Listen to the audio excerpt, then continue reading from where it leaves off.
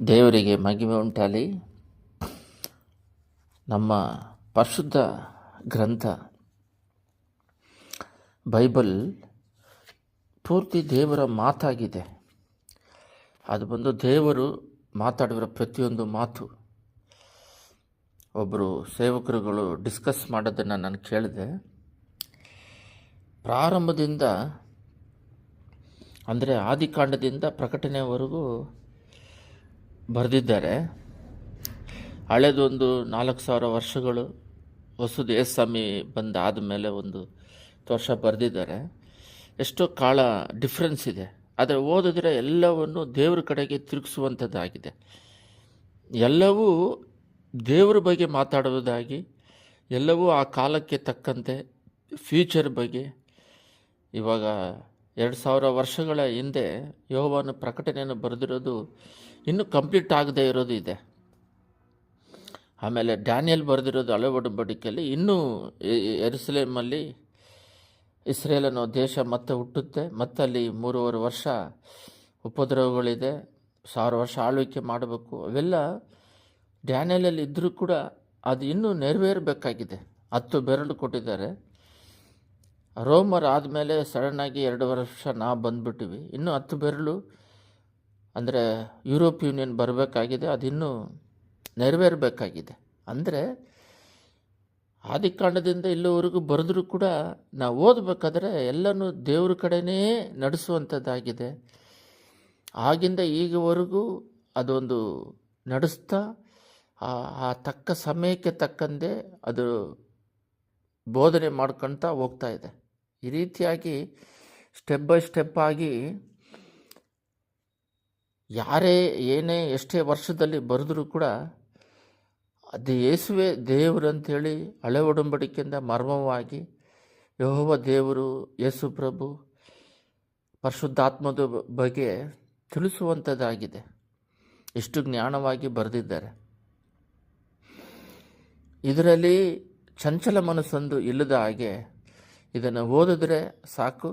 ವಿಶ್ವಾಸ, ಬಿಲೀಫ್, ದೇವ್ರನ್ನ ನಂಬುವಂತೆ, ಅವನ ನಂಬಿ ನಡೆಯುವಂತೆ ಒಂದು ಒಳ್ಳೆಯ ದಾರಿ ತೋರಿಸುವ ಒಂದು ಪುಸ್ತಕವಾಗಿದೆ. ಎಲ್ಲದಕ್ಕೂ ಪ್ರಪಂಚ ಹೆಂಗುಂಟಾಯಿತು, ದೇವರು ಹೆಂಗಿದ್ದಾರೆ, ನಾವು ಹೆಂಗೆ ಬಂದ್ವಿ, ನಮ್ಮಿಂದ ಏನು ನಡಿಬೇಕಾಗಿದೆ, ಇಲ್ಲಿ ಬಿಟ್ಟು ಎಲ್ಲಿಗೆ ಹೋಗ್ತಾ ಇದ್ದೀವಿ, ಎಲ್ಲವನ್ನೂ ದೇವರು ಸ್ಪಷ್ಟವಾಗಿ ಇದರಲ್ಲಿ ಬರೆದು ಕೊಟ್ಟಿದ್ದಾರೆ.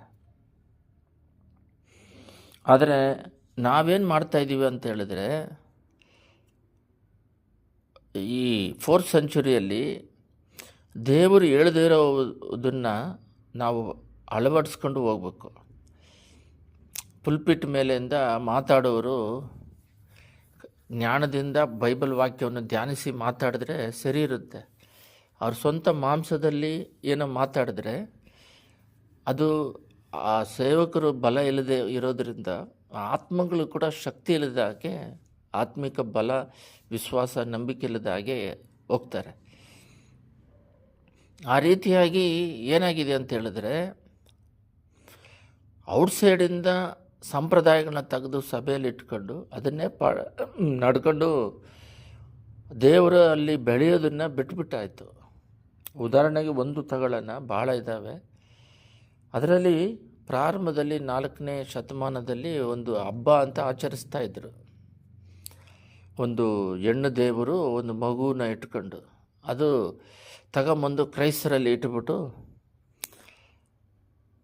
ಆ ಫೆಸ್ಟಿವಲ್ ಆಗಿ ಅದನ್ನು ಆಚರಿಸೋದಕ್ಕೆ ತನ್ನನ್ನು ಎಲ್ಲರಿಗೂ ಒಪ್ಪಿಸ್ಕೊಟ್ಬಿಟ್ರು. ಅದನ್ನು ಇವರೇನು ಮಾಡಿದ್ರು ಅಂತ ಹೇಳಿದ್ರೆ, ಅದು ಮರಿಯ, ಅದು ಚಿಕ್ಕ ಮಗು ಇಟ್ಕೊಂಡಿರೋದು ಯೇಸು ಪ್ರಭು ಅಂಥೇಳಿ ಮರಿಯ ಹತ್ರ ನಾವು ಬೋಧಿಸಿದ್ರೆ ಮರಿಯ ಹೋಗಿ ಯೇಸುಸ್ವಾಮಿಗೆ ಹೇಳ್ತಾರೆ ಅಂತ. ಇಲ್ಲಿ ಸೇವಕರನ್ನೇ ಆಧಾರ ಪಡಬಾರ್ದು. ಸೆಂಟ್ರ್ ಮೀಡಿಯೇಟ್ರ್ ಯಾರು ಇರಬಾರ್ದು, ಏಂಜಲ್ ಕೂಡ ಇಲ್ಲ. ಡೈರೆಕ್ಟಾಗಿ ದೇವ್ರ ಹತ್ರನೇ ಮಾತಾಡಬೇಕು, ಅವ್ರ ಐಕ್ಯತೆ ಇಟ್ಕೋಬೇಕು ಅಂಥೇಳಿ ಪ್ರಾರಂಭದಿಂದ ಕಡೆಯವರೆಗೂ, ಆದಿಕಾಂಡದಿಂದ ಪ್ರಕಟಣೆವರೆಗೂ ದೇವರು ನಮಗೆ ಬೋಧಿಸಿ ನಡೆಸ್ತಾ ಇದ್ದಾರೆ. ಈ ಸೆಂಟ್ರಲ್ಲಿ ಈ ಮರಿಯ ಅವ್ರನ್ನ ಪ್ರಾರ್ಥನೆ ಮಾಡಿ ಅವ್ರು ಹೇಳ್ಬೇಕಂದ್ರೆ ಅವರು ಒಂದು ಮನುಷ್ಯರು, ಉದಾಹರಣೆಗೆ ಲೂಕ 27ರಲ್ಲಿ ಆತನು ಈ ಮಾತುಗಳನ್ನು ಹೇಳುತ್ತಿರುವಾಗ ಜನರಲ್ಲಿ ಒಬ್ಬ ಸ್ತ್ರೀಯು, ಅವರು ಚೆನ್ನಾಗಿ ಯೇಸು ಸ್ವಾಮಿ ಬೋಧನೆ ಮಾಡ್ತಿದ್ದಾಗ, ನಿನ್ನನ್ನು ಹೊತ್ತ ಗರ್ಭವು ನೀನು ಕುಡಿದ ಮೊಲೆಗಳು ಧನ್ಯವಾದಗಳು ಎಂದು ಹೊಗಳಿದಳು. ಅಂದರೆ ಯೇಸು ಸ್ವಾಮಿ ತಾಯಿನ ಹೊಗಳ್ತಾರೆ. ಆಗಣ್ಣ ಬೇಡ, ದೇವರು ಇಮಿಡಿಯೇಟಾಗಿ ದೇವರ ವಾಕ್ಯವನ್ನು ಕೇಳಿ ಅದಕ್ಕೆ ಸರಿಯಾಗಿ ನಡೆದುಕೊಳ್ಳುವವರೇ ಧನ್ಯರು. ಅಂದರೆ ಅವನು ಎತ್ತಿದ್ದಕ್ಕಾಗಿ ಅಲ್ಲ, ದೇವರ ವಾಕ್ಯದ ಪ್ರಕಾರ ನಡ್ಕೊಳ್ಳುವವರೇ ಧನ್ಯರು ಅಂತ. ಅಂದರೆ ಎಲ್ಲರೂ ಹೇಳ್ತಾರೆ ತಾಯಿ ಇಲ್ಲದೆ ಮಗ ಬರಲ್ಲ ಅಂತ. ಅದು ಯಾವಾಗ 4000 ವರ್ಷ ಆದಮೇಲೆ ಹೊಸ ಒಡಂಬಡಿಕೆಯಲ್ಲಿ ಯೇಸು ಸ್ವಾಮಿ ಮರಿಯ ಹೊಟ್ಟೆಯಲ್ಲಿ ಹುಟ್ಟಿದ್ದನ್ನು ಹೇಳ್ತಾರೆ. ಯೇಸು ಸ್ವಾಮಿ ಆದಾಮ್ ಆವಾಳ ಅಂತ ಹುಟ್ಟದೇ ಇದ್ದರೆ ಹೆಣ್ಣು ಅನ್ನೋರೇ ಇಲ್ಲ, ಹೆಣ್ಣು ದೇವತೆಗಳು ಇಲ್ಲ. ದೇವರ ಹೋಲಿಕೆ ಮೇಲೆ ನಮ್ಮನ್ನು ಸೃಷ್ಟಿ ಮಾಡಿ ನಮಗೆ ಸರಿಸಾಟಿಯಾಗಿ ಇಟ್ಟಿದ್ದಾರೆ ಹೊರತು ನಮಗೆ ಹೆಲ್ಪರಾಗಿ ಒಂದು ಕುಟುಂಬ ಏರ್ಪಡೋದಕ್ಕೆ ಸಹಾಯಕರಾಗಿ, ಇಲ್ಲದಿದ್ದರೆ ಈ ಲೋಕ ಪೂರ್ತಿ ತುಂಬೋದಿಲ್ಲ. ಆ ರೀತಿ ಆವಾಳಿಂದ ಬಂದವರೇ ಮರಿಯ. ಅಲ್ಲಿ ಆವಾಳನ್ನ ದೇವರು ಸೃಷ್ಟಿ ಮಾಡಿದರೆ ಎಣ್ಣೆ ಬರ್ತಿರಲಿಲ್ಲ, ಆದರೆ ದೇವರು ಮಾತ್ರ ಇರ್ತಿದ್ರು. ಮತ್ತು ದೇವರೇ ಎಣ್ಣೆ ಇಲ್ಲದೆ ಬರೋಕ್ಕಾಗಲ್ಲ ಮರ್ಯಾದಿಂದ ಅಂತ ಸ್ಪ್ರೆಡ್ ಮಾಡಿದ್ದಾರೆ. ಅಂದರೆ ಬೈಬಲಲ್ಲಿ ಇಲ್ಲ. ಬೈಬಲಲ್ಲಿ ಸತ್ಯ ಚೆನ್ನಾಗಿದೆ, ಜ್ಞಾನ ಚೆನ್ನಾಗಿದೆ, ಚಂಚಲ ಮನಸ್ಸು ಕನ್ಫ್ಯೂಷನ್ ಏನೂ ಮಾಡೋದಿಲ್ಲ. ಅದು ಸ್ಪಷ್ಟವಾಗಿ ಬೋಧಿಸುತ್ತೆ.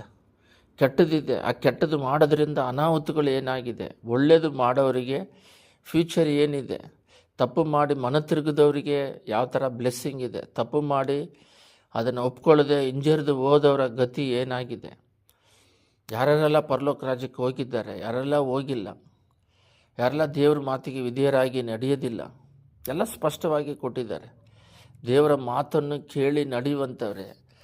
ಆದರೆ ದೇವರ ಮಾತನ್ನು ಕೇಳಿ ನಡೆಯುವಂಥವ್ರು ಯಾರು? ಸರಿ, ಇಷ್ಟಿರಲಿ.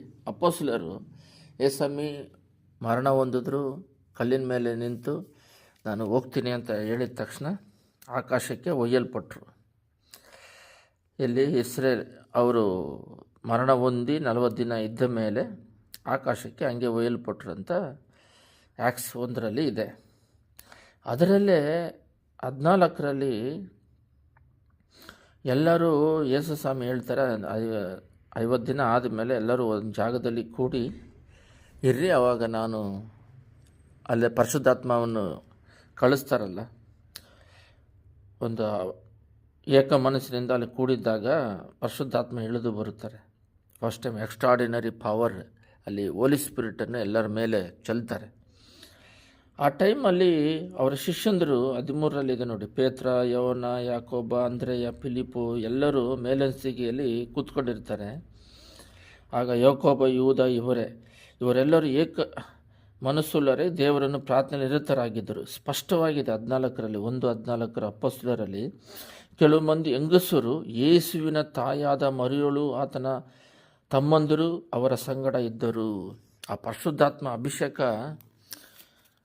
ಅವರ ಮೇಲೆ ಇಳಿದಾಗ ಅಲ್ಲಿ ಇವರು 120 ಜನ ಮಧ್ಯದಲ್ಲಿ ಯೇಸು ಸ್ವಾಮಿ ಆ ತಾಯಿ ಕೂಡ ಅಲ್ಲಿ ಇದ್ದುರಂತ.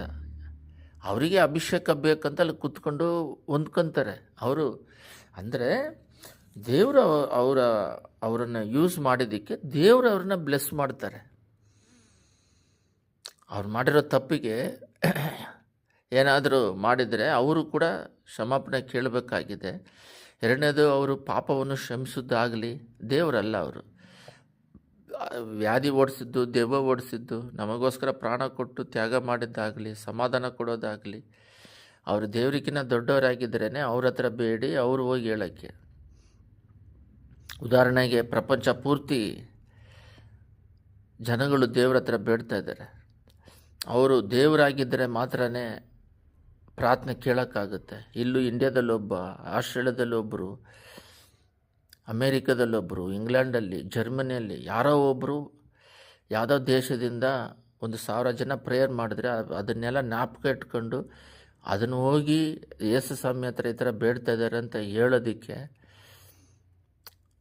ಅವರು ಅದಕ್ಕೆಲ್ಲ ಜ್ಞಾಪಕ ಶಕ್ತಿ ಇರಬೇಕಲ್ಲ, ಅವರು ದೇವರಲ್ಲಲ್ಲ. ಆ ಜ್ಞಾಪಕ ಶಕ್ತಿ ಇಟ್ಕೊಂಡು ಅಲ್ಲಿ ಹೋಗಿ ಕೇಳಬೇಕಲ್ಲ. ಕೋಟಾನುಕೋಟಿ ಜನ ಡೈಲಿ ಪ್ರೇಯರ್ ಮಾಡ್ತಾರೆ. ಅದರಲ್ಲಿ 1 ಕೋಟಿ ಜನ ಪ್ರೇಯರ್ ಮಾಡಿದ್ರೆ ಆ ಅಮ್ಮ ಎಲ್ಲಿ ಕೇಳಿ ಹೋಗಿ ಅದನ್ನು ಜ್ಞಾಪಕ ಇಟ್ಕೊಂಡು ದೇವ್ರ ಹತ್ರ ಹೋಗಿ ಹೇಳೋಕ್ಕೆ, ದೇವ್ರ ಹತ್ರ ಹೋಗೋದಕ್ಕೆ ಆಗೋದಿಲ್ಲ. ಅವನ ಮಹಿಮೆಯಲ್ಲಿ ಇರ್ತಾರೆ. ಯೇಸು ಒಂದು ಪವರ್ ಇದೆ ಆ ಮಾತಿಗೆ. ಅದರಿಂದ ಇದು ಒಂದು ಉದಾಹರಣೆಯನ್ನು ಮಾತ್ರ ತಗೊಂಡ್ವಿ. ಈ ರೀತಿಯಾಗಿ ದೇವರು ಒಂದು ಹೇಳಿರ್ತಾರೆ, ಅದು ಮಾಡಬೇಡ್ರಿ ಅಂತ. ಮನುಷ್ಯರೇ ಸಾಂಪ್ರದಾಯವಾಗಿ ಸಭೆಯಲ್ಲಿ ತಗೊಂಬಂದು ಇಟ್ಕೊಂಡು ಇವರೇ ಸ್ವಂತಷ್ಟವಾಗಿ ಪ್ರಾರ್ಥನೆ ಮಾಡಿಕೊಂಡು ಇರ್ತಾರೆ. ಇದನ್ನು ಪೋಪ್ ಬಂದು ಇಷ್ಟು ವರ್ಷಗಳು 4ನೇ ಶತಮಾನದಲ್ಲಿ ಪ್ರಾರಂಭಿಸಿದ್ದು, ಈಗ 1700 ಶತಮಾನವರೆಗೂ ಮರಿಯಾವನ್ನು ದೇವರು ಅಂದ್ಕೊಂಡು ಅವ್ರನ್ನ ಪೂಜೆ ಮಾಡಿಕೊಂಡು ಹೂವು ಹಾಕ್ಕೊಂಡು ಎಲ್ಲ ಮಾಡಿ, ಇವಾಗ ಬಂದು ಅದು ಅವ್ರ ದೇವರಿಗೆ ಸಮವಲ್ಲ, ಅವ್ರ ಹತ್ರ ನಾವು ಬೇಡಬೇಕಾಗಿಲ್ಲ, ಡೈರೆಕ್ಟಾಗಿ ಯೇಸು ಸ್ವಾಮಿನೇ ಬೇಡಬೇಕು ಅಂದಿದ ತಕ್ಷಣ ಅವ್ರು ಒಳಗಿರೋರೇ ಆಪೋಸಿಷನ್ ಮಾಡ್ತಾರೆ. ಬಟ್ ಬೈಬಲ್ ವಾಕ್ಯದ ಪ್ರಕಾರ ಎತ್ತಿ ನೋಡಿ ಓದಬೇಕು. ಇದಕ್ಕೋಸ್ಕರನೇ ಮಾರ್ಟಿನ್ ಲೂಥರ್ ಒಂದು ದೊಡ್ಡ ರಿಫಾರ್ಮ್ ಮಾಡಿದ್ರು. ಆವಾಗ ಅದು ಕ್ಯಾಥಲಿಕ್ಕಿಂದ ಇದು ಫೇತ್ ಬಿಲೀವ್ ವಿಶ್ವಾಸದಿಂದ ನಡಿಬೇಕಾಗಿದೆ, ಸಾಂಪ್ರದಾಯದಿಂದಲ್ಲ ಅಂತ ಒಂದು ದೊಡ್ಡ ಉಜ್ಜೀವನ ಮಾಡಿದ್ರು. ಈ ರೀತಿಯಾಗಿ ಆವಾಗ ಮಾಡಿರೋ ತಪ್ಪನ್ನ ಈಗ ಅವರು ನಾವು ಹೇಳಿದ್ರೆ ಕೇಳ್ತಿಲ್ಲ. ಇವಾಗ ಅವರೇ ಪೋಪು ವ್ಯಾಟಿಕನಲ್ಲಿ ಹೇಳಿದ್ದನ್ನು ಕೇಳಿ ಇವಾಗ ಆಶ್ಚರ್ಯಚಕಿತರಾಗಿದ್ದಾರೆ. ಎಷ್ಟು ಕೋಟಿ ಜನಗಳು ಕ್ಯಾಥಲಿಕ್ ಅವರು ಯೇಸು ಸ್ವಾಮಿನ ಆರಾಧನೆ ಮಾಡಬೇಕಂತ ಹೇಳಿದ್ದಾರೆ. ಅವ್ರಿಗೆ ಗೊತ್ತಾಗಿದೆ ಕಡೆ ಕಾಲದಲ್ಲಾದರೂ ಯೇಸು ಸ್ವಾಮಿನ ಆರಾಧನೆ ಮಾಡಿ ಅವರೇ ಪಾಪದಿಂದ ಕ್ಷಮಾಪಣೆ ಹೊಂದಿ ಪರಲೋಕ ರಾಜ್ಯಕ್ಕೆ ನಡೆಸಲಿ ಅಂತ. ಮರ್ಯಾದಕ್ಕೆ ಸಮವಲ್ಲ ಅಂತ ಹೇಳಿದ್ದಾರೆ. ಪ್ರಾರ್ಥನೆ. ಸ್ತುತಿಮಧ್ಯದಲ್ಲಿ ನಿವಾಸ ಮಾಡುವ ಪರಲೋಕ ತಂದೆಯೇ, ಅಪ್ಪ, ಸಂಪ್ರದಾಯಗಳನ್ನು ಬಿಟ್ಟು ಬೈಬಲಲ್ಲಿ ಹೇಳಿರೋ ವಾಕ್ಯದ ಪ್ರಕಾರ ನಡೆಯೋದನ್ನು ಬಿಟ್ಟು ನಾವೇ ಒಂದು ಸಂಪ್ರದಾಯನ ಸಭೆಯಲ್ಲಿ ಇಟ್ಕೊಂಡು ಸ್ವಲ್ಪ ದಿನ ಆಚರಿಸಿ ಅದು ಸರಿಯಿಲ್ಲ ಅಂತ ಹೇಳಿ ಮತ್ತು ಈ ರೀತಿಯಾಗಿ ವಾಕ್ಯಕ್ಕೆ ಅನುಗುಣವಾಗಿ ಇಲ್ಲದೇ ಇರೋದನ್ನು ನಾವು ಯಾವುದೂ ಕೂಡ ಅಪ್ಪ ಸ್ವೀಕರಿಸಿದಾಗೆ ಅದನ್ನು ಬೆಂಬಡಿಸಿದಾಗೆ ಕಾಪಾಡಬೇಕಾಗಿ ಯೇಸುವಿನ ನಾಮದಲ್ಲಿ ಬೇಡಿದ್ದೇವೆ ತಂದೆ. ಆಮೇನ್.